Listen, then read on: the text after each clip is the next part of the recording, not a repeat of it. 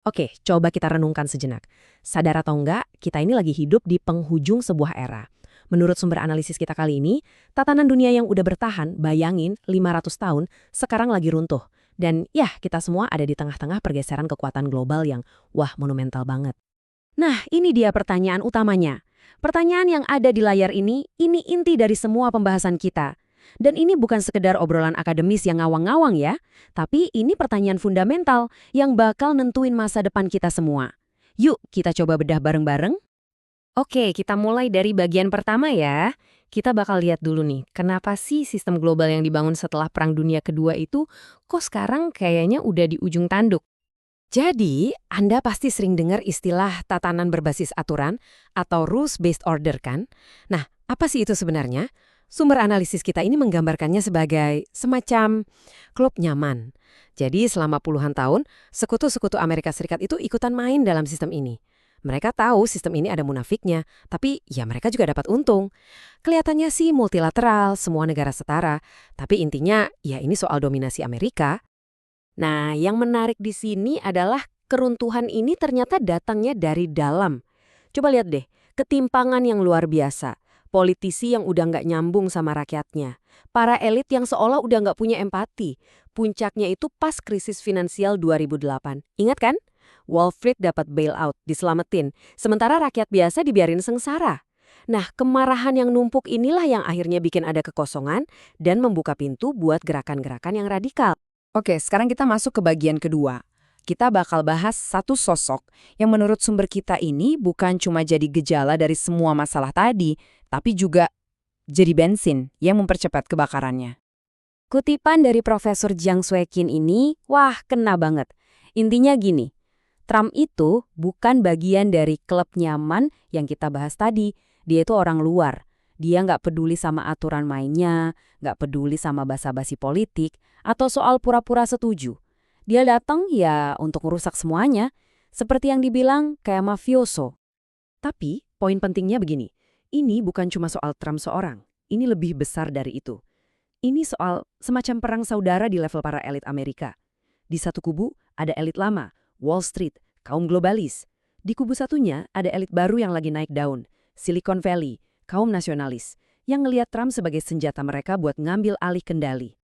Nah, ini yang sering salah dipahami. Menurut sumber ini, rencananya Trump itu bukan buat mengisolasi Amerika. Justru sebaliknya, ini agenda yang sangat radikal. Dia mau hancurin tatanan lama supaya dia bisa bangun kerajaannya sendiri di atas runtuhannya. Dia nggak mau keluar dari NATO, dia mau NATO ini nurut sama dia. Dia mau membentuk ulang Eropa sesuai dengan citra dirinya.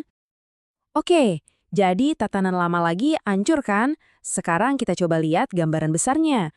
Ada dua raksasa nih, dengan dua visi masa depan yang sekarang lagi berebut buat ngisi kekosongan kekuasaan ini. Di sini, kita bisa lihat perbedaannya jelas banget. Di satu sisi, ada visinya Amerika, mempertahankan imperium, di mana sekutu itu dianggap ya bawahan, pokoknya kepentingan nasional nomor satu. Di sisi lain, ada alternatif yang ditawarin Tiongkok dan negara-negara BRICS. Mereka menawarkan visi multilateral, kerjasama yang katanya saling menguntungkan atau win-win, dan semua setara. Oke, kedengarannya kayak Tiongkok dan kawan-kawan siap ngambil alih ya. Eits, tunggu dulu. Sebelum kita mikir peralihan kekuasaan ini bakal mulus, sumber kita ngingetin buat ngelihat masalah internal yang serius banget di Asia Timur. Dan masalahnya nggak main-main. Kita ngomongin soal krisis demografi, di mana angka kelahiran di Korea Selatan, Jepang, Tiongkok itu anjlok parah. Ini tuh kayak sinyal anak mudanya udah nggak percaya sama masa depan. Ekonomi mereka juga terlalu bergantung sama ekspor. Belum lagi, angka permusuhan sejarah di antara mereka yang bisa meledak kapan aja. Intinya, mereka juga terjebak dalam masalah modernitas yang sama persis kayak di Barat. Oke, jadi situasinya gini. Yang lama udah hancur. Calon penggantinya ternyata rapuh juga. Terus, dunia ini mau kemana dong? Ini pertanyaan besarnya. Jawabannya, menurut sumber ini, cukup suram. Tanpa ada satu kekuatan yang stabil atau alternatif yang benar-benar jalan, dunia ini nggak bakal bergerak ke tatanan baru yang damai. Malah sebaliknya, kita bakal makin terjerumus ke dalam kekacauan dan konflik. Coba deh baca kutipan ini. Ini ditulis hampir 30 tahun yang lalu, tapi rasanya kayak ditulis kemarin kan? Filsuf Richard Rorty ini seakan-akan udah ngelihat ke masa depan. Dia udah ngeramal gimana kegagalan para elit bakal bikin rakyat frustrasi dan akhirnya nyari sosok strongman atau orang kuat. Ini bukti kalau yang terjadi sekarang itu bukan kebetulan, tapi sebuah konsekuensi yang udah diperingatkan dari jauh-jauh hari. Terus dunia yang kacau ini bentuknya bakal kayak apa? Nah, sumber kita ngegambarin sebuah dunia yang mirip banget sama tahun 1930-an. Bakal ada lebih banyak konflik, perang dagang di mana-mana, bencana lingkungan yang bikin semua orang berebut sumber daya, dan aliansi antar negara yang gampang banget bubar. Pokoknya, setiap negara cuma mikirin diri sendiri. Dan ini membawa kita ke pertanyaan terakhir yang paling dalam. Analisis ini nyimpulin kalau krisis yang kita hadapi ini bukan cuma soal politik atau ekonomi. Ini krisis makna.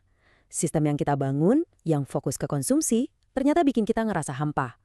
Jadi pertanyaan terakhir ini buat kita semua.